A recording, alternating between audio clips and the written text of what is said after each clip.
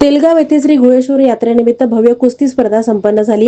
भारतीय जनता पक्षाचे जिल्हा सरचिटणीस मनीष भैया देशमुख यांची यावेळी प्रमुख उपस्थिती होती। दक्षिण सोलापूर तालुक्यातील तेलगाव येथील ग्रामदैवत श्री घोळेश्वर यात्रा महोत्सव उत्साहात संपन्न झालाय। यावेळी झालेल्या पारंपरिक काळ्या मातीतील कुस्ती आखाड्यात नामवंत मल्लांनी सहभाग घेतला।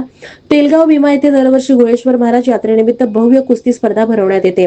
यावर्षी आखाड्यात अनेक पैलवान उतरले होते। या कुस्ती स्पर्धेसाठी रंगलेल्या या कुस्ती आखाड्यात इतर मल्लांसमवेत पुणे, सातारा, मुंबई, कर्नाटक, महाराष्ट्रातील नामवंत मल्लांनी सहभाग घेतला।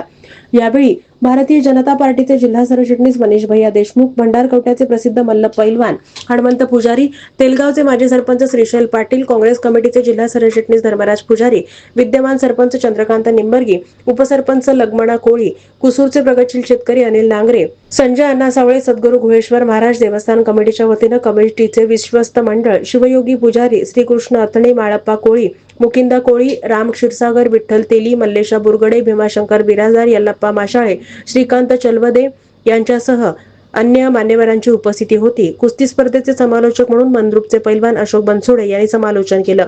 दरम्यान कोणताही अनुचित प्रकार घडू नये म्हणून मंद्रुप पोलीस ठाण्याचे सहाय्यक पोलीस निरीक्षक मनोज पवार आणि उपनिरीक्षक राजू डांगे यांच्या नेतृत्वाखाली पोलीस कॉन्स्टेबल श्रीकांत जमादार आणि सूरज चव्हाण यांनी चोख बंदोबस्त ठेवला होता।